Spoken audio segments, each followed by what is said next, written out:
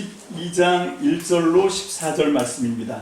주님께서 이집트 땅에서 모세와 아론에게 말씀하셨다. 너희는 한 해의 첫째 달로 삼아서 한 해를 시작한 달로 하여라. 온 이스라엘 회중에게 알리어라. 이달 열흘날 각 가문에 어린 양 한 마리씩, 곧 한 가족에 한 마리씩 어린 양을 마련하도록 하여라. 한 가족의 식구수가 너무 적어서 양 한 마리나 먹을 수 없으면 한 사람이 먹을 분량을 계산하여 가까운 이웃에서 그만큼 사람을 더 불러다가 함께 먹도록 하여라. 너희가 마련할 짐승은 흠이 없는 1년 된 수컷으로 하되 양이나 염소 가운데서 골라라. 너희는 그것을 이달 열날까지 두었다가 해질 무렵에 모든 이스라엘 회중이 모여서 잡도록 하여라. 그리고 그 피는 바다다가 잡은 양을 먹을 집의 좌우 문설주와 상인방에 발라야 한다. 그날 밤에 그 고기를 먹어야 하는데 고기는 불에 구워서 무를 넣지 않은 빵과 쓴나물을 곁들여 함께 먹어야 한다. 너희는 고기를 결코 날로 먹거나 물에 삶아서 먹어서는 안 된다. 머리와 다리와 내장 할 것 없이 모두 불에다 구워서 먹어야 한다. 그리고 너희는 그 어느 이것도 다음날 아침까지 남겨두어서는 안 된다. 아침까지 남은 것이 있으면 불에 태워버려야 한다. 너희가 그것을 먹을 때에는 이렇게 하여라. 허리에 띠를 띠고 발에 신을 신고 손에 지팡이를 들고 서둘러서 먹어라. 유월절은 주 앞에서 이렇게 지켜야 한다. 그날 밤에 내가 이집트 땅을 지나가면서 사람이든지 짐승이든지 이집트 땅에 있는 처음 난 것을 모두 치겠다. 그리고 이집트의 모든 신을 벌하겠다. 나는 주다. 문틀에 피를 발랐으면 그것은 너희가 살고 있는 집의 표적이니 내가 이집트 땅을 칠 때에 문설주에 피를 바른 집은 그 피를 보고 내가 너희를 치지 않고 넘어갈 터이니 너희는 재앙을 피하여 살아남을 것이다. 이 날은 너희가 기념해야 할 날이니 너희는 이 날을 주 앞에서 지키는 절기로 삼아서 영원한 규례로 대대로 지켜야 한다. 아멘. 기도합니다. 좋으신 하나님 감사합니다. 오늘도 하나님의 거룩한 주님의 날에 우리가 하나님 정말로 하나님의 나라를 처음 시작하면서 이집트 땅에 노예로 살고 있던 하나님의 백성들을 탈출시키실 때 하나님께서 놀랍게 역사하시고 자비와 사랑과 은총을 베풀어서 이제 처음으로 제정하신 그리고 가장 중요한 절기인 하나님 유월절에 대해서 우리가 함께 말씀을 나누고 주님의 뜻을 분별하길 원합니다. 하나님 사람의 지혜가 형편없음을 아시오니 오늘도 하나님께서 성령으로 우리를 인도하여 주시고 아버지 하나님 계시와 지혜의 영을 부어주셔서 주님의 말씀을 통하여 하나님의 뜻을 온전히 들을 수 있도록 볼 수 있도록 깨달아 알 수 있도록 이끌어 주옵소서. 아버지 하나님 어리석은 종을 세워주셨사오니 오직 피 묻은 손으로 붙들어 주시고 아버지 하나님 주님의 장중에 온전히 사로잡혀 주의 뜻만 증거하기에 부족함이 없는 아버지 하나님 주의 말씀의 대언자가 될 수 있도록 축복하시며 아버지 부족한 종의 입술을 통하여 대언된 하나님의 말씀을 받는 모든 성도들에게 열심을 주셔서 주의 말씀이 잘 박힌 모처럼 저들의 삶의 자리에서 그대로 능력으로 나타날 수 있도록 생명과 진리로 선포될 수 있도록 주여 오늘 이 한 시간을 사로잡아 주시옵소서. 오직 말씀께 전폭을 의지합니다. 감사드리옵고 예수님 이름으로 축복하며 기도합니다. 아멘. 할렐루야. 히브리 말로 페사흐, 이게 넘어가다. 이게 6월절인데 6월절에 대한 오늘은 연속 설교 세 번째 시간입니다. 왜 6월절만 이렇게 3주씩이나 할애해서 집중적으로 설교하는가 궁금해 하시는 분도 있겠습니다. 왜 그럴까요? 자, 오늘 본문 가운데 마지막 14절, 출애굽기 12장 14절 다 함께 봅니다. 출애굽기 12장 14절 시작. 이날은 너희가 기념해야 할 날이니 너희는 이 날을 주 앞에서 지키는 절기로 삼아서 영원한 규례로 대대로 지켜야 한다. 자, 이게 하나님의 말씀이잖아요. 그죠? 자, 이렇게 하나님께서 친히 하나님께서 말씀하시는 표현으로 출애굽기 12장 14절에 뭐라고 말씀하셨냐면 이 날은 우리가 기념해야 될 날이랍니다.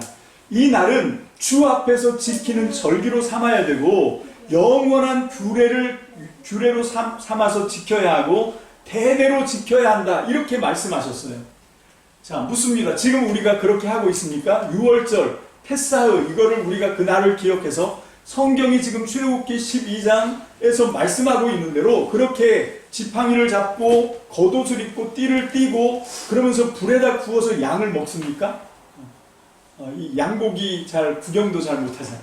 자, 그러면 도대체 이 의미가 뭡니까?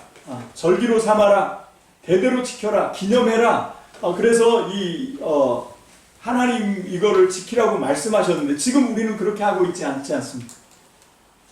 우리가 지금 이 의미를 성경이 말씀하고 있는 도대체 기념한다는 것, 도대체 이걸 규례를 지키고 대대로 지키고 한다는 게 어떤 의미인지 하나님께서 무슨 의도로 우리에게 말씀하셨는지를 우리가 좀 배우려고 하는 거예요. 많이 덥지만 좀만 참아주고, 왜냐하면 제가 마스크를 안 쓰려고 일부러 에어컨도 안 틀고 선풍기도 안 틀고 그렇게 했어요. 이게 마스크를 쓰지 않고 하는 게 좀 편해서. 자, 계속 갑니다. 자, 유대교는 지금도 이 규례를 지키고 있죠. 그래서 양을 잡습니다. 그렇게 하고 이제 하고 있는데 과연 우리 주님께서 하나님께서 그거를 원하셨을까? 그렇게 하는 게 과연 6월절을 지키는 건가? 우리는 지난 시간에 신약 시대 때 예수님께서 약간 변형시켰다. 약간이 아니죠. 완전히 변형을 시키신 겁니다. 그렇게 변형시킨 것을 우리가 찾아볼 수가 있었어요. 자, 누가복음 22장 19절 한번 보겠습니다. 누가복음 22장 19절입니다. 자, 제가 카톡에다가 참고 성구를 올려드렸었는데 거기 보시면 세 번역으로 되어 있어요. 이거는. 자, 다 함께 봅니다. 시작. 예수께서는 또 빵을 들어서 감사를 드리신 다음에 떼어서 그들에게 주시고 말씀하셨다. 이것은 너희를 위하여 주는 내 몸이다. 이것을 행하여 나를 기억하여라. 아멘. 개역 개정에서 보면 이것을 행하여 나를 기념해라 이렇게 되어 있어요. 여러분이 기념한다는 말이 뭔가 하면 아까 조금 전에 읽었던 출애굽기 12장 14절에 나오는 그 기념을 그대로 받으신 겁니다. 여러분 지난 시간에 설교를 녹음한 걸 제가 이제 단톡방에 올릴 건데 아직 못 올렸어요.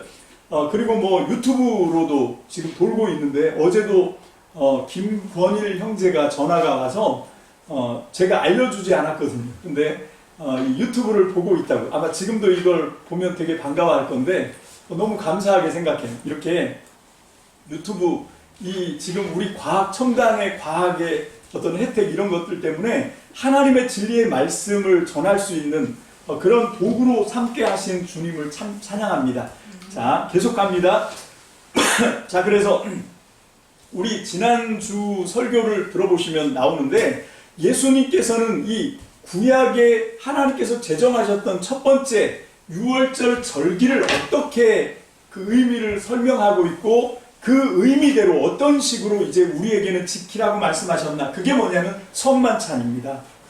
그러니까 이 성만찬 의식이 바로 어디서부터 출발하냐면 이 6월절 규례로부터 출발하는 거예요. 여러분 6월절을 절기로 지키면서 6월절을 명절로 삼으면서 규례대로 그래서 대대로 지켜라 기념해라 라고 말씀하신 그거를 예수님께서는 다시 그대로 받아서 우리에게 성만찬을 제정해 주신 거죠. 왜냐하면 여러분 6월절 이 죽음의 신이 모든 장자들을 죽일 때 그 죽음의 신이 넘어갈 수 있었던 게 뭔가 하면 그 대신 대신 죽임을 당한 어린 양의 피가 설주와 임방에 발라져 있기 때문에 지나간 거 아닙니까? 근데 예수님은 자신을 바로 그 6월절 희생양과 자기를 동일시한 겁니다. 그래서 빵을 찢어서 주면서 이 빵은 너희를 위해서 찢어주는 내 몸이다 이렇게 말씀하십니다. 여러분 그게 6월절 식사입니다. 빵을 먹는 게 지금 예수님은 양을 빵으로 이제 바꾸신 거예요. 그래서 자기 희생양 6월절의 희생양이 모형으로 삼고 있었던 그 롤 모델 이게 바로 예수님의 몸이었던 거죠. 그래서 이 살을 찢어서 주고 흘려주신 피를 마시게 하고 이걸로 이제 6월절에 기념했던 거 6월절에 규례로 지키고 명절로 지켜서 대대로 행하던 걸 이제 예수님은 자기 몸으로 수렴해서 이 6월절에 하나님의 예언을, 하나님의 약속을 이제 예수님은 십자가에서 완성시키신 겁니다. 여러분, 이건 그냥 모형일 뿐이에요. 이따가 우리가 이제 히브리서에 있는 말씀도 우리가 함께 볼 건데, 여러분, 이렇게 우리가 이해를 하면 됩니다. 그래서 누가복음에 보면 기념해라 라고 말씀하죠. 그러면서 이 성만찬 제정을 해주신 겁니다. 이 성만찬이 신약에서는 성만찬인데 구약에서는 바로 이게 유월절 식사였어요.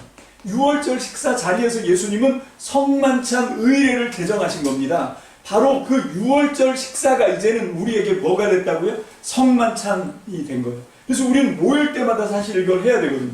근데 이 코로나 때문에 이걸 잘 못하는데, 이제 3주 동안 이 말씀을 나눴으니까 명절 끝나고 다음 주에는 성만찬을 하도록 하겠습니다. 그래서 여러분들이 비대면 영상으로 예배를 드려야 되니까 어쩔 수가 없습니다. 그래서 여러분들이 뭐 포도주나 포도주스 이런 걸 좀 준비하시고, 와인을 준비하시고, 빵도, 맛있는 빵 아무거나 상관없습니다. 그렇게 해서 하여튼 이게 기념이니까, 이게 의미니까, 예수님이 나를 위해서 십자가에서 찢어주신 살, 그리고 예수님이 흘려주신 그 피, 그 살과 피를 먹어야 되는 거예요. 여러분, 유월절 식사 때 바로 그 희생당한 양, 여러분 이 한 마리를 희생하면 1년 된 양이나 염소 한 마리를 희생 제물로, 유월절 희생 제물로 삼아서 잡으면 몇 명이나 먹을 수 있을까요? 지금 우리가 알고 있는 그런 가족 단위가 아닙니다. 이때는 지금부터 3,500년, 3,400년 요때 전에 맨 처음에 유월절 이 절기가 지켜졌거든요. 요때는 어떤 형태의 가족인가 하면 대가족입니다. 그러니까 이 할아버지가 있고 그 밑에 아들이 있고 그 밑에 손주가 있고, 그런 사람들이 전부 다 분가를 하는 것이 아니라 다 한 집에서 살아요. 그러니까 이게 완전 가족이 엄청 많습니다. 그래서 학자들이 말하기를 이 양 한 마리를 잡으면, 그런데다가 지금 이집트에서 노예 생활을 하다 보니까 아들은 다 이제 나일강에 던져라 뭐 이렇게 나오다 보니까, 그래도 아마 학자들이 생각해 보기에 한 가족 단위로 지금 이 양 한 마리를 잡아서 먹을 때 몇 명쯤 되냐면 8명에서 10명 이렇게 보고 있어요. 그러니까 양 한 마리를 잡으면 8명에서 10명이 먹는데, 어떤 집은 이 충족한 숫자가 안 되는 수가 있잖아요. 그지? 그래서 다 그렇게 아들을 얻고 뭐 딸만 있고 이런 어떤 가정들은 한 5명 정도 된다. 그럼 두 집이 합쳐서 양 한 마리 잡아서 피는 두 집 다 바르고, 먹는 건 이 희생당한 양을 그 두 가정이 함께 나눠 먹고 뭐 이렇게 되는 거죠. 어쨌건. 자, 그렇게 해서 그 희생당한 양을 우리가 이제 식사로 먹잖아요. 6월절 저녁에 그렇게 겉옷 입고 지팡이 짚고 띠 띠고 신발 신고 그 상태에서 급하게, 옛날 유대인들은 다 누워서 거의 눕다시피 해서 밥을 먹는데 이때는 서서 먹었다 그랬잖아요. 그죠? 이건 길을 떠날 준비를 하는 거죠. 그런데 그 식사를 예수님께서는 이제 신약으로 들어오시면서 어떻게 만드셨냐면 이걸 성만찬으로 제정하신 거예요. 그래서 내 살을 먹어라, 내 피를 마셔라, 너희가 모일 때마다 이것을 행하여 나를 기념해라. 그 말씀이 이제 고린도전서 11장 23절 26절 세 번역입니다. 이것도 참고성구에 있습니다. 다 함께 봅니다. 시작. 내가 여러분에게 전해준 것은 주님으로부터 전해받은 것입니다. 곧 주 예수께서 잡히시던 밤에 빵을 들어서 감사를 드리신 다음에 떼시고 말씀하셨습니다.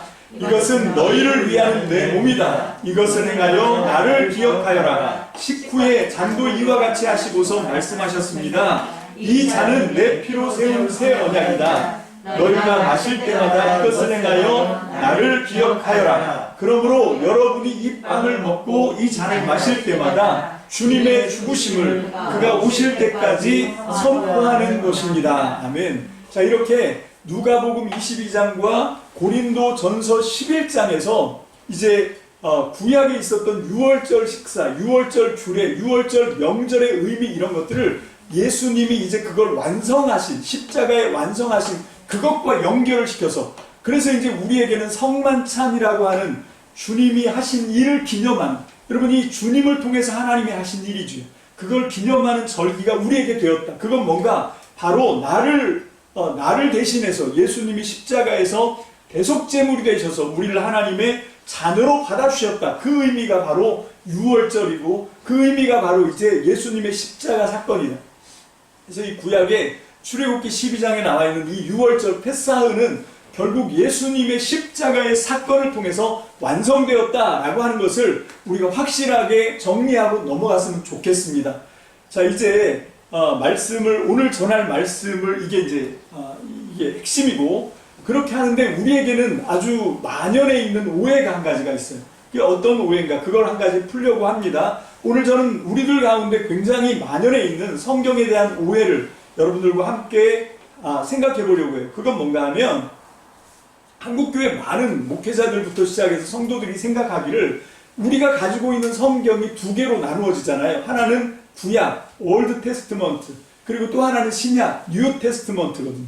그래서 이 올드 테스트먼트와 뉴 테스트먼트를 이렇게 우리가 갖고 있는데, 우리는 어떤 생각이 있냐면, 구약 성경보다는 신약 성경이 좀 성능이라든지 뭐 이런 언약의 어떤 효력이라든지 이런 것들이 더 셀 거다, 이런 생각을 하는 거예요.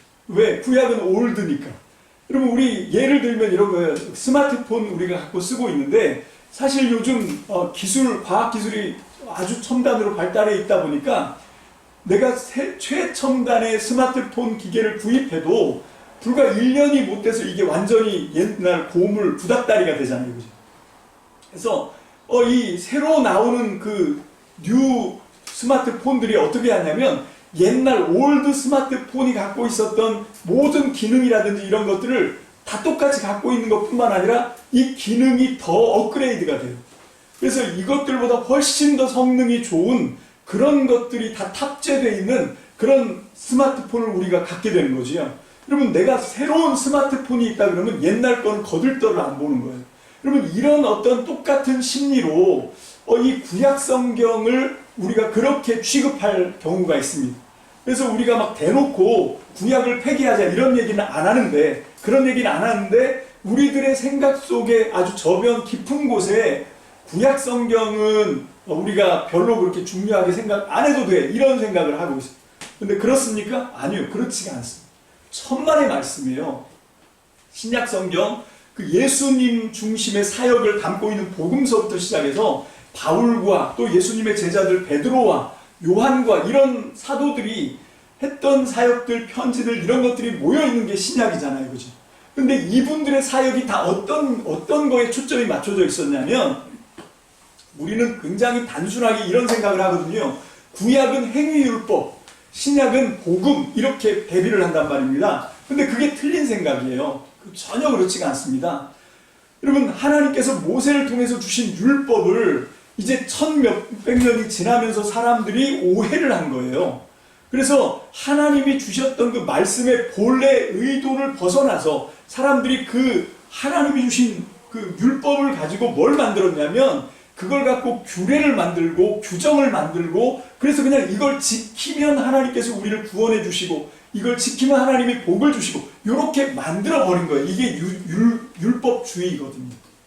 이게 하나님이 주셨던 그 율법은 그렇게 어떤 규례나 법칙으로 만들어서 그거를 지키고, 강령으로 만들어서 지키고, 그걸 지켰으니까 다 했다, 이런 게 아닌데, 그런 게 아닌데 사람들이 그걸 오해했습니다. 그래서 예수님께서 아주 노골적으로 말씀을 하십니다. 그게 어디에 나오냐면 마태복음 22장 29절. 이거는 개역개정판으로 제가 참고 성구에 올려드렸습니다. 마태복음 22장 29절 다 함께 봅니다. 시작. 예수께서 대답하여 이르시되 너희가 성경도 하나님의 능력도 알지 못하는 고로 오해하였도다. 예수님이 답답한 게 그건 거예요. 이 바리새인들이, 율법학자들이, 서기관들이 하나님의 말씀의 본뜻을 모르니까 오해를 다 해버린 거예요. 그래서 이걸 가지고 의문으로 지켜야 되는 어떤 그런 규례를 만들고 규정을 만들고 요것만 지키면 된다고 생각했어요. 그 속에 들어있던 하나님의 자비와 사랑과 정말 하나님의 그 속 깊은 뜻은 다 잊어버리고, 그래서 예수님이 복음서에서 했던 사역은 뭔가 하면 그들이 오해했던 성경, 그들이 오해했던 하나님을 오해했던 걸 예수님이 이제 그것을 밝혀내신 거지요. 그거를 해명한 겁니다. 이건 원래 그런 뜻이 아니야 라고 만들어낸 게 그게 복음서고, 바울이 그리고 베드로가 요한이 그 나머지 모든 제자들이 신약 시대를 살아가면서 그거를 그들의 율법주의로 잘못 만들어놨던 그 당시의 종교 체계를 저항해서 비판하면서 신랄하게 비판하면서 그것들을 하나님의 원뜻으로 돌려놓으려고 사역했던 것, 예수님이 가르쳐 주신 대로, 이게 신약이에요. 잘 보시면 여러분, 신약 없이도 구약은 몇천 년 동안 있었습니다. 근데 신약 성경은 구약 성경 없이는 단 한순간도 존재한 적이 없어요. 여러분, 이 신약은 뭔가 하면 하나님께서 구약 첫 번째로 주셨던, 이건 구약이라고 하면 좀 안 되고 이건 첫 번째 주신 언약이죠. 첫 번째 주셨던 언약을 한 1000몇 년이 지나면서 유대교인들이 이걸 오해해갖고 율법주의를 만들었던 거를, 그 율법주의의 형식주의를 깨뜨리고 그 속에 담겨 있었던 하나님의 사랑, 하나님의 자비, 하나님의 은혜 중심으로 해서 이거를 살려내는 것, 그게 두 번째 예수님께서 오셔서 하셨던, 그게 신약인 거예요. 우리가 이거를 이런 식으로 구약은 옛날 언약, 신약은 이제 제가 어렸을 때 강원도 촌놈이라서 쌤핑 뭐 이런 말을 했거든요. 쌤핑 언약 뭐 이런 식으로 생각하면 전혀 아닙니다. 여러분, 예수님이 사역하시고 예수님의 제자들이 사역할 때는요, 신약이라고 하는 건 아예 없었어요. 이분들은 그냥 구약을, 하나님의 말씀, 정경은 구약밖에 없었어요. 그 구약 진리의 말씀, 하나님의 말씀을 그 잘못된 율법주의, 형식주의의 잘못된 오해들을 깨뜨리고 정말 본래 뜻을 회복하기 위해서 썼던 편지, 이런 것들이 나중에 이제 성경이 된 거지, 이분들은 그 편지를 쓰면서 이게 성경이 될 거다 생각도 안 했습니다. 상상도 못했어요. 근데 지금 우리는 어쨌건 구약과 신약 이렇게 두 권을 갖고 있습니다. 근데 그게 아니고 이 두 권은 한 권의 책인 거예요. 구약 성경이 워낙에 오래전에 이제 모세를 통해서 하나님께 주셨던 말씀을 중심으로 출발했기 때문에 그걸 이제 예수님의 관점에서 풀어주는 신약의 어떤 렌즈가 필요한 거죠. 그걸 통해서 우리는 구약을 더 잘 이해할 수 있고, 신약에서 예수님이, 바울이, 그리고 예수님의 제자들이 바라봤던 바로 그 초점으로 구약 성경도 그렇게 이해를 해야 되는데, 제가 너무 속상하고 안타까운 건 2000년이 지나면서, 예수님이 사역하신 지로부터도 2000년이 지나면서 우리는 다시 예수님을 떠나서 예수님이 그토록 교정하시려고 했던 그 바리새주의, 율법주의, 서기관들이 봤던 그런 안목으로 구약을 매도하고 있습니다. 구약은 행위율법 이렇게 얘기하는 게 바로 그 율법주의자들이 갖고 있었던 그런 생각이었거든요. 근데 왜 우리가 그쪽으로 돌아갑니까? 예수님은 바로 그 구약의 생명을 넣기 위해서, 이건 율법주의가 아니다, 이건 형식주의가 아니다, 이거는 진짜 하나님의 복음이고 은혜다, 이걸 말씀하신 거예요. 그래서 이제 이 하나님의 백성, 이스라엘 백성 맨 처음을 시작하시면서 주님 어떻게 하시냐면, 양을 잡아서 피를 발라서 죽음의 신 넘어가게 하시면서 이집트에서 이제 이스라엘 백성을 노예 생활에서 빼내는 거 아닙니까? 여러분, 이것부터가 은혜로 시작하는 거잖아요. 무슨 형식입니까? 무슨 율법입니까? 그런 거 없어요. 여러분, 구약도 은혜고 신약도 은혜입니다. 구약도 복음이고 신약도 복음이에요. 여러분, 구약과 신약이 따로 나누어져 있는 게 아니라 예수님께서 구약을 어떻게 바라보셨냐면, 이거는 하나님의 은혜로 시작했고 자비로 시작했고, 하나님은 먼저 우리를 용서하시고 먼저 우리를 자유케 하시고 먼저 우리를 하나님의 자녀로, 하나님의 백성으로 삼아 주신 다음에 하나님의 백성은 이렇게 살아야 돼 하고 이 말씀해 주신 것이, 그게 구약 성경 율법이고 예언서고, 그게 구약의 성경인 거예요. 우리가 그런 예수님의 관점으로, 구약이든 신약이든 그런 관점을 가져야지, 이거를 이 구약과 신약을 따로 생각하는 그런 이분법적인 생각, 이거는 아닙니다. 자, 여러분, 이게 그 유월절의 희생양도 제가 아까 말씀드린 것처럼 이게 이제 십자가의 예수님의 희생과, 그래서 성만찬을 통해서 예수님이 십자가에서 우리를 위해서 몸을 찢어주시고 피를 흘려주신 것, 그것을 계속 모일 때마다 기념해라 라고 말씀하셨잖아요. 여러분, 히브리서를 봅니다. 히브리서 10장 1절로 4절, 이것도 역시 개역 성경으로 함께 보겠습니다. 여기 아주 명쾌하게 설명하고 있어요. 히브리서 10장 1절로 4절 시작. 율법은 장차 올 좋은 일의 그림자일 뿐이요 참형상이 아니므로 해마다 늘 드리는 같은 제사로는 나아오는 자들을 언제나 온전하게 할 수 없느니라. 그렇지 아니하면 섬기는 자들이 단번에 정결하게 되어 다시 죄를 깨닫는 일이 없으리니 어찌 제사 드리는 일을 그치지 아니하였으리로. 그러나 이 제사들에는 해마다 죄를 기억하게 하는 것이 있나니 이는 황소와 염소의 피가 능히 죄를 없이 하지 못함이라. 여러분, 사람이 죄를 지었는데 어떻게 황소나 염소나 양이 피를 흘려 죽었다고 인간이 지은 죄가 사라질 수 있겠습니까? 이거는 모형이라는 거예요.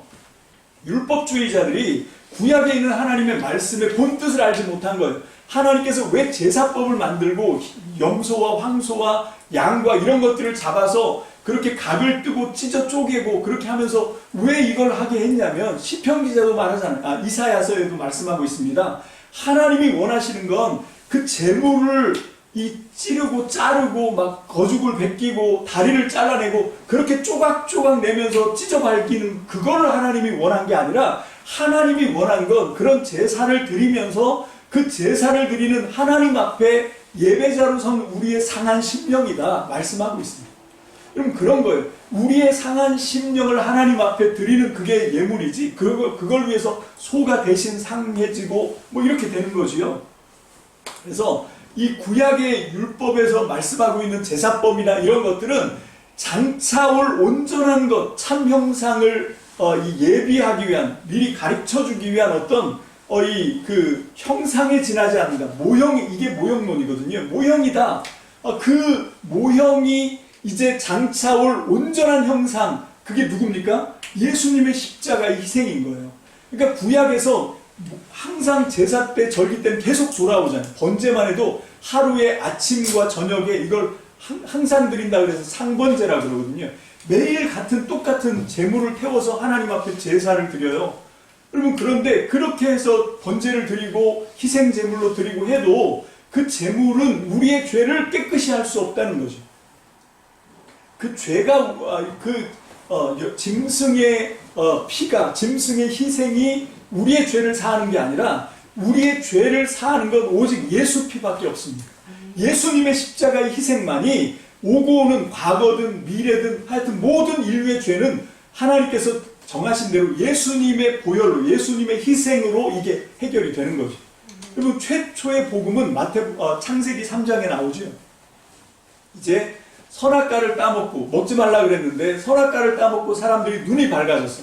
그래서 자기들의 몸이 벌거벗은 걸 알고 막 창피하니까 나무 위에 숨고 나뭇가지로 막 가리려고 하는데 이게 안 가려지는 거예요. 햇빛이 쪼이면 수분이 날아가고 말라서 잎사귀가 또로로 말리면 다시 또 수치가 드러나고, 그러니까 어떻게 합니까? 양을 잡아서, 짐승을 잡아서 그 가죽옷을 입히잖아요. 여러분, 이게 첫 번째 복음, 원시복음 이렇게 얘기하거든요. 여러분, 이거를 통해서 주님께서, 하나님께서 우리에게 암시하고 싶은 건 뭔가 하면, 네 죄는 네가 해결할 수 없다는 거죠. 내가 죄를 지었는데 내가 이걸 해결할 수가 없는 거예요. 내 죄를 해결하기 위해서 하나님께서 죄를 해결할 수 있는 한 가지를 방안을 마련하셨는데, 그게 뭡니까? 그게 바로 십자가. 십자가에서 자기 희생으로 자기 하나밖에 없는 아들을 십자가에 못 박아 죽게 함으로 우리의 모든 죄를 소멸해 주신 것입니다. 할렐루야. 아멘. 그런데 이제 그 때가 찰 때까지는 어떻게 했냐면, 짐승들을 계속 번제를 드리게 하는 거예요. 짐승들을 계속 희생제물을 삼은 거지요. 그렇게 하면서 하나님께서 원하셨던 건 뭔가 하면, 이 짐승이, 이 황소가, 이 염소가, 이 양이 우리를 죄로부터 깨끗하게 우리의 죄를 씻어준다, 이렇게 착각하는 게 아니었던 거예요. 이 일을 통해서 우리는 뭘 기다려야 되냐면, 그 하나님이 우리를 위해서 우리의 죄를 사해 주실 수 있는 우리의 구세주, 우리의 구원자이신 예수님이 오셔서 십자가를 지시는 그 사건을 우리가 기다렸어야 되는 거죠. 그 사건의 의미를 우리가 발견했어야 되는 거예요. 그걸 위해서 구약에 있는 모든 제물, 제사 이런 것들이 있었던 것입니다. 우리가 요 사실을 분명하게 짚고 넘어가야 돼요. 여러분, 그렇게 해서 십자가에서 당신의 하나밖에 없는 독생자 그 아들을 희생해서 하나님이 저와 여러분들을 죄와 사망에서 건져내셨습니다. 믿습니까? 아멘. 그렇게 우리가 구원을 받았어요. 자, 그리고 나서 이제 구원받고 나서 그 다음에 뭘 하실 거예요? 그 다음에 우리는 어떻게 해야 합니까? 이게 없어요, 이게. 여러분, 생각해 보십시오. 하나님께서 정말 너무 귀한 희생을 하셨잖아요. 내 하나밖에 없는 아들을 십자가에서 희생해서 죽게 만들었습니다. 여러분, 지금 하나님께서는 뭘 기대하시겠어요? 그렇게 해서 우리를 하나님의 자녀로 만들었거든요. 그래서 우리를 구원시켰습니다. 천국 백성을 만들었어요. 그리고 나서는 우리에게 무슨 기대를 하시겠습니까? 하나님의 어떤 계획이 우리에게 분명히 있습니다. 하나님의 기대가 있습니다. 여러분, 가장 귀한 희생, 가장 귀한 값을 지불하고 어떤 것들을 우리가 해내면 그거에 대한 우리의 어떤 기대가 있잖아요. 그죠? 하나님도 마찬가지예요. 저와 여러분들 십자가의 예수님의 희생과 그 흘리신 보혈로 하나님의 자녀가 되고 이제 우리가 교회가 되었습니다. 그 교회를 통해서 하나님이 원하시는 건 딱 한 가지밖에 없어요. 그게 뭡니까? 하나님의 나라를 만들라는 거예요. 이 땅에서 하나님의 뜻이 온전히 이루어지는 하나님의 나라를 우리가 만들어야 합니다. 그 일을 위해서 하나님은 한 영혼도 지옥 백성이 되는 걸 원하지 않아요. 믿습니까? 아멘. 그래서 우리가 진짜 하나님의 참된 교회, 하나님의 나라가 돼서 저 잃어버린 영혼들을 찾을 때까지 찾아내야 되는 거 아닙니까? 여러분, 이게 하나님이 원하시는 거예요. 여러분, 하나님께서 정말 엄청난 희생을 하셨습니다. 엄청난 대가를 지불하셨습니다. 하나님께서 엄청난 희생과 대가를 지불하신 만큼 하나님은 우리를 향하신, 교회를 향하신, 그래서 하나님의 뜻이 온전히 이루어져서 하나님의 나라가 되고, 그리고 잃어버린 영혼이 한 명도 지옥 백성이 되지 않고 모두가 교회를 통해서 구원을 받고 하나님의 나라로 들어올 수 있도록 하나님께서는 지금도 우리에게 그 꿈을 포기하지 않고 있는 것을 믿으시기 바랍니다. 우리가 이 기대가 있어야 됩니다. 여러분, 그래서 이제 우리 앞으로 이제 우리 교회가, 성도들이 이게 교회가 뭔지를 잘 몰라요. 여러분, 이 데살로니가 이 편지가 사도 바울이 썼던 최초의 편지다라고 주장하는 학자들이 많아요. 저는 여러 번 말씀드린 것처럼 전 개인적으로 갈라디아서가 더 먼저 쓰여졌다라고 저는 생각을 하거든요. 갈라디아서나 데살로니가서나 뭡니까? 이 썼던 그 지역은 거의 대동소이합니다. 그러니까 맨 첫 번째 이 사도행전 14장에서부터 첫 번째 갔던 어디죠? 14장, 15장의 첫 번째 사도 바울이 갔던 1차 선교여행, 그 지역이에요. 그 지역이나 이제 편지를 쓰거든요. 자, 그런데 사도행전을 아무리 연구를 해봐도 사도 바울이 그 맨 처음에 간 거잖아요. 사도 바울이 어디 있었죠? 다소에 있었어요. 부활하신 예수님을 만나고 사도 바울이 다소로 쫓겨갔어요. 맨 처음에는 다메섹, 거기서 이제 아나니아라고 하는 선지자가 안수를 해서 눈에 비늘이 떨어져요. 그래서 이제 빛 가운데 부활하신 주님을 너무 강렬하게 만나서 눈이 멀었었거든요. 근데 아나니아가 이제 다메섹에 있을 때 다른 사람 손에 끌려서 다메섹에 이제 아무것도 못하죠. 앞이 안 보이니까. 그럴 때 사울에게, 그때는 아직 바울이 아니고 사울에게 안수를 했더니 눈에서 비늘이 떨어지고 이 사람이 이제 완전히 이제 예수님의 사람이 되죠. 그래서 거기 이제 사도들한테 예수님의 복음에 대해서 이제 전해 듣습니다. 그렇게 하고 그냥 듣고 이 사람은 들었다 그래서 팔랑귀처럼 그냥 따라가는 게 아니라 정말 이게 복음인가? 그래서 어떻게 합니까? 자기가 알고 있는 구약에 있는 모든 말씀들과 비교하면서 철저하게 고증을 해내는 거죠. 이 사도 바울의 탁월함이에요. 그렇게 하다가 이제 이 사람이 이제 확신을 가졌어요. 그래서 그 유대 사람들하고 율법을 가지고 토론을 하면 절대 안 집니다. 그래서 예수가 바로 이 구약의 율법, 하나님의 언약이 성취된 사람이다라고 하는 것을 이 유대교 이 율법학자들하고 논쟁을 해서 막 다 이겨내는 거죠. 그렇게 하니까 이제 다메섹에서 막 미움을 막 사니까 어쩔 수 없이 예루살렘으로 와요. 예루살렘에 와서도 똑같이 이제 미움을 당하죠. 그래서 이제 어쩔 수 없이 막 두레박근으로 해서 성벽에서 이제 상문으로 달아내리고 이래서 이 사울이 어디로 가냐면 다소로 이제 피신을 해가요. 그게 한 10년에서 13년 다소에서 체류하면서 구약 성경을 통해서 자기가 만났던 부활하신 그 예수님, 예수의 사건, 예수의 운동, 십자가의 죽으심, 이거가 구약 성경하고 어떤 연관이 있는가를 철저하게 이제 찾아낸 거죠. 그 준비를 하고 있을 때 바나바라고 하는 권위의 아들 바나바가 그 안디옥 현상, 안디옥에 교회가 생겼는데 헬라 사람들도 교인이 되더라. 이런 상황. 그러니까 그 유대인만 아니라 헬라인과 유대인이 함께 교회가 되는 이거를 이제 찾아보러 갔더니 굉장히 많은 세력의 사람들이 모여 있는 거지. 그래서 자기 혼자서 이게 감당이 안 되겠다 싶으니까 바나바가 어떻게 하냐면 다소에 있던 사울 생각이 난 거예요. 다소에 있던 바울 생각이 났어요. 그래서 이 사람을 데려다가 이제 이 안디옥 교회에서 사역을 시작합니다. 그렇게 하면서 바울이 이제 사역 전면에 나왔거든요. 그렇게 하고 있는데 사도행전 13장에 하나님의 성령이 갑자기 금식을 시키는 거예요. 그러면서 기도를 하게 합니다. 기도를 했더니 뭐라고 말씀하시냐면 내 일을 위해서 이 사람들을 따로 선교사로 파송해라. 그래서 이제 바나바와 바울이 안디옥 교회에서 사역에서 손을 떼고 이제 1차, 2차, 3차로 해서 선교여행을 나가기 시작한 거죠. 첫 번째로 갔던 1차 선교여행이 바로 이 데살로니가 지역입니다. 근데 바울이 거기에 얼마나 오래 있었나? 아무리 길게 봐도 6개월이 안 넘어가요. 짧게 보는 사람은 한 20일 지나가면서 예수님의 운동, 예수님의 십자가의 죽으심, 그리고 부활하심, 이게 바로 구약 성경이 완성된 거다라고 하는 복음을 전했거든요. 바울이 누구에게? 데살로니가에 있는 사람들에게. 맨 처음에는 흩어진 유대인들에게 전했고 안 믿으면 거기에 있었던 유력한 헬라 사람들에게 이 복음을 전했습니다. 그리고 그냥 왔어요. 왔는데 데살로니가 전설을 보십시오. 거기에 보면 뭐라고 되어 있냐면 너희들의 믿음이 온 세상에 소문이 났다는 거예요. 놀랍지 않습니까? 여기 무슨 목사가 있습니까? 아무도 없어요. 그냥 바울이, 바나바가 그냥 지나가면서 한 20일, 아무리 길게 잡아도 한 6개월 있으면서 예수님의 십자가의 복음을 그냥 전달해주고 갔을 뿐이에요. 근데 이 사람들이 다 모여서 교회가 돼요. 이 사람들이 모여서 복음을 전합니다. 여러분, 사람들에게 구원을 시키고 회심을 시키고 양육을 하고 그러면서 교회들이 막 강력하게 세워져 나가는 거예요. 그럼 어떻게 이런 일이? 요즘의 교회 형태로는 이게 불가능해요. 요즘 교회는요, 아무리 10만 명, 몇십만 명이 모여도 목사 한 사람에게 의존합니다. 그래서 목사가 있으면 좀 살아있는 것 같은데 목사가 은퇴를 하거나 다른 사역지로 옮겨가면 와르르 무너져요. 이게 무슨 교회입니까? 여러분, 이건 성경 초대교회에 있었던 그런 데살로니가 현상 같은 그런 교회가 아닙니다.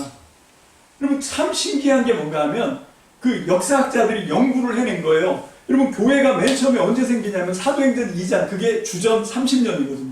주전 30년에 예수님이 그 해에 십자가에서 죽으셔요. 죽으시고 3일 만에 부활하시고 40일 동안 제자들에게 자기가 부활한 걸 드러내시죠. 그리고 난 다음에 40일이 지나서 감람산에서 500명의 성도들이 쳐다보는 상황에서 이제 구름을 타고 하늘로 올라가십니다. 올라가시면서 마지막 유언을 하시죠. 저는 그걸 볼 때마다 좀 기가 막히다는 생각을 해요. 우리 한번 보겠습니다. 이건 제가 참고 성구는 안 했는데 마태복음 28장 19절입니다. 마태복음 28장 19절. 그때 상황을 좀 지금 우리의 관점에서 보는 게 아니라 그 당시의 상황을 한번 생각해 보면서 이 말씀을 보면 정말 제가 왜 기가 막힌다라고 하는 이야기를 하는지 여러분들이 좀 생각을 하게 되지 않겠나. 자, 마태복음 28장 19절입니다. 28장 19절. 맨 마지막 장이죠. 다 함께 시작. 그러므로 너희는 가서 모든 민족을 제자로 삼아서 아버지와 아들과 성령의 이름으로 세례를 주고. 아멘. 제가 기가 막히다고 하는 건 뭔가 하면 지금 이 명령을 할 때 그 예수님의 마지막 유언 같은 명령을 받았던 사람은 11명의 제자예요. 가룟 유다는 죽었으니까. 가룟 유다는 이미 죽었고 이제 꼴랑 11명. 그 11명의 제자가 뭐 영향력이 대단한 사람 없어요. 불과 한 4, 50일 전에 예수님이 정말 절체절명의 위기에 있을 때 십자가를 지기 위해서 이제 유대 군병들에게 끌려가거나 뭐 이럴 때 로마 군인들한테 희롱당하고 있을 때 이 제자들 다 어디 있었죠? 다 도망갔어요. 그런 사람들입니다. 그런 사람들에게 예수님 뭘 기대한다고? 그 사람들이 뭘 믿음직합니까? 그 11명의 제자들 거의 다 갈릴리 어부 출신, 어떤 사람들은 뭐 글자도 잘 모르는 무식한 사람들, 그런 사람들을 놓고 주님 뭐라고 말씀하십니까? 너희는 모든 민족을 제자로 삼아라. 이게 말이 됩니까? 아니, 이게 얼마나 허황해요. 근데 주님이 그 명령을 하신다고요. 모든 민족을 제자로 삼아라. 여러분, 지금 입장에서는 이제 우리에게까지 복음이 왔으니까 지금은 예수님의 기대대로 됐으니까 우리가 그냥 넘어갈 수 있는데 2000년 전 예수님이 처음 이 유언을 하실 때, 이 말씀을 하실 때는 이게요 진짜 너무 어마뜩합니다. 이게 어떻게 이걸 가능하다고 생각할 수 있나? 여러분, 한 군데 더 봅니다. 에베소서. 이 에베소서는요, 바울이 이제 마지막 로마에서 순교를 앞두고 쓴 거의 마지막 편지 중에 하나가 에베소서예요. 마지막에 죄수의 몸으로 꽁꽁 묶여서 로마의 감옥에 있으면서 지금 이 에베소서를 쓰거든요. 에베소서 2장 7절 보겠습니다. 죄수가 이제 마지막 단두대로 이제 죽음을 앞두고 있는 이제 다 늙은 죄인 바울입니다. 그런데 바울이 2장 7절에 뭐라고 얘기를 하고 있는지, 편지를 쓰는데 뭐라고 얘기합니까? 시작. 그것은 하나님께서 그리스도 예수 안에서 우리에게 자비로 베풀어 주신 그 은혜가 얼마나 풍성한지를 장차 올 모든 세대에게 드러내 보이시기 위함입니다. 여러분, 지금 이 바울은요, 예수 믿는다는 것 때문에 지금 잡혀서 이제 죽음을 앞두고 있거든요. 자기 때에도 이 기독교 운동이 이제 끝날 수도 있어요. 여러분, 그런 암담한 상황인데 이 사람은 믿음으로 뭘 받냐면, 오고 오는 모든 세대에게 예수님을 통해서 베풀어 주셨던 하나님의 은혜의 풍성하심이 모든 세대에게 전파될 거다. 여러분, 이게 믿음이, 이게 죄수의 몸이 이런 걸 보면 이게 진짜 기가 막힌 거예요. 그렇게 해서 이제 이게 전파가 되는데, 어쨌건 그때만 해도 여러분, 이 마가의 다락방에 성령이 임할 때 첫 출발, 예루살렘 교회 첫 출발이 120명이었습니다. 120명의 성도들이 열심으로 기도할 때, 사도들을 중심으로 해서 일심으로 기도할 때 성령이 임합니다. 그리고 교회가 시작됐어요. 물론 베드로가 나가서, 성령 받은 베드로가 나가서 설교를 했더니 3,000명도 회심하고 5,000명도 회심합니다. 그래도 10,000명이 안 돼요. 그런 상황에서 이제 박해가 시작되죠. 박해가 시작됐을 때 사도행전 7장에 스데반 집사가 설교하는 것 때문에 유대인들이 이를 갈고 스데반을 돌로 때려 죽이죠. 그 책임을 진 사람이 사도 바울이에요. 바울이 사울이었을 때 스데반을 죽여야 되겠다고 생각해서 죽이잖아요.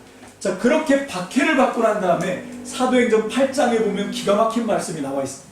사도들을, 예루살렘 교회의 사도들만 제외하고, 그러니까 사도들은 어디 있어요? 예루살렘에 있습니다. 사도들을 제외하고 나머지 성도들이 뿔뿔이 흩어졌어요. 교회는 여기서 시작된 겁니다.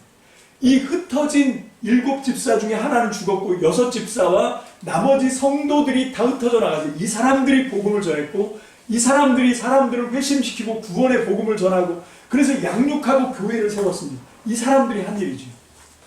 자, 그러면서 하나님의 교회가 강력하게 선포가 됐습니다. 여러분, 그런데 이 역사를 연구하는 교회 역사가가 연구를 해봤더니 30년에 시작된 교회가 313년 콘스탄틴이 교회를, 이제 기독교를 로마의 정식 종교로 인정하고 받아들일 때, 그때까지 어떻게 됐냐면 1년에 400%씩 교회가 증가해요. 400배씩. 여러분, 이게 그 상황을 모르시면 뭐 그럴 수 있지 이렇게 아니, 그게 아니고요. 그때는 어떤 때였냐면 예수 믿으면 사자밥이 되는 때, 예수 믿으면 여러분 화형을 당하고 톱으로 펴서 죽이고 기름 솥에다가 펄펄 끓는데 튀겨서 죽이고 이렇게 박해를 받던 시대예요. 근데 어떻게 400배씩 증가합니까? 여러분, 제가 가끔 예화로 들지만 그 예수 믿는 사람들을 처형했던 로마 군인들이 자기가 그 예수 믿는 사람들을 다 죽였는데, 사자밥 되게 하고 기름에 튀겨 죽이고 했던 사람들이 자기가 예수 믿으면 어떻게 될 걸 뻔히 알면서 그 로마의 군인들이 회심하고 예수를 믿습니다. 그리고 똑같이 희생당했던, 순교당했던 사람들처럼 순교를 당해요. 그러면서 교회가 400배씩 증가를 했어요. 여러분, 참 기가 막히지 않습니까? 요즘 코로나 전국 때문에 이제 우리 한국 교회, 기독교가 이제 되게 힘들어요. 그죠? 제가 볼 때는 한 세대가 가기 전에 한국 교회는 다 문을 닫을 수도 있겠다. 교회가 사라질 수도 있겠다. 이런 생각이 들거든요. 진짜 그렇게 사라져야 되는 교회는 사라져야 됩니다. 이런 상황에서도 자기들 욕심으로 예배를 드리겠다고 꼬약거리는 사람들은 사라져야 돼요. 그런 교회는 교회가 아닙니다. 어떤 게 교회냐면 이렇게 사자밥이 되고 죽음을 앞에 두고도 400배씩 증가하는, 그게 진짜 교회예요. 근데 그 교회의 비결이 뭔지 아십니까? 교회 사역을 누가 했어요? 사도들이 한 게 아닙니다. 훈련받은 목사들이 한 게 아닙니다. 누가 했습니까? 성도들이 했습니다. 성도들이 두 사람만 한 도성에 들어가면 그 도성을 뒤집었습니다. 여러분, 이게 하나님이 꿈꾸시던 교회예요. 이제 우리 앞으로 이걸 할 건데 여러분들과 제가 되게 바빠질 거예요. 아마 제가 더 바빠질 것 같아요. 제가 전에 한번 말씀드려서 우리 거제교회는 이걸 샀는데 아산 참믿음교회 성도님들도 그 풍성한 삶으로의 초대 요거를 준비하셔야 돼요. 이걸 준비하면 이제 제가 코로나의 전염병이니까 직접 만나지는 못하고 카톡이든 전화를 통해서 이제 이걸 함께 공부를 할 겁니다. 그렇게 해서 이 풍성한 삶으로의 초대가 바로 이 교회를 깨우는 거예요.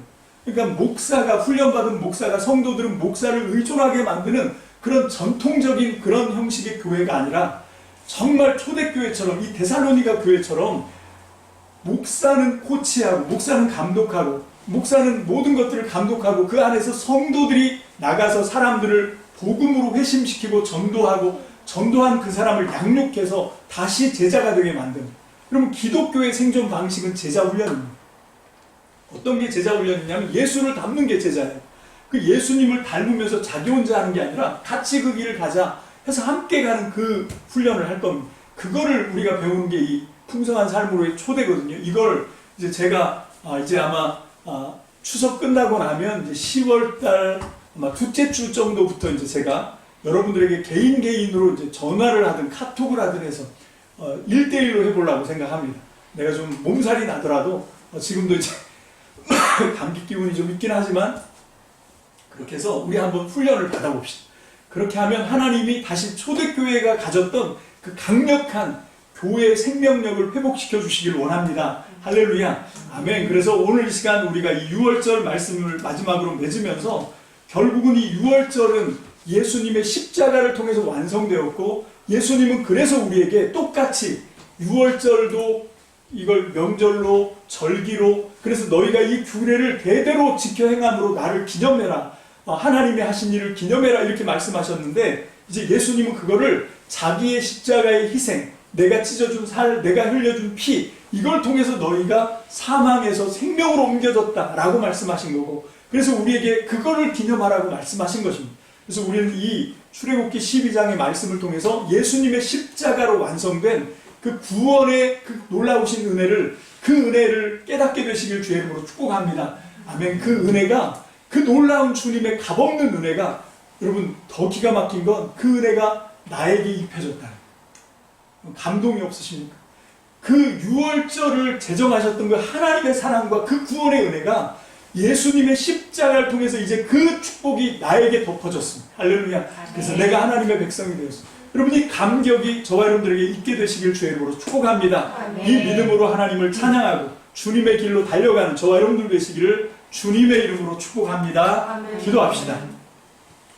할렐루야. 주님 감사합니다. 오늘도 귀한 말씀을 통해서 오늘 우리에게 베푸신 하나님의 그 크신 풍성한 자비와 구원의 은혜를 발견하게 하시니 감사합니다. 아버지 하나님, 이 구원의 감사와 은혜를 나에게서만 멈추지 않게 하시고 이 놀라운 감격을 나를 통하여 다른 누구에겐가로 또 전파가 되어서 우리가 생명을 살리는 그 대열 속에 합류해서 하나님 나라를 만들어가는 어떤 사람에게인가 그의 인생에 영향력을 끼쳐주는 하나님 주의 거룩한 통로가 되게 하여 주시옵소서.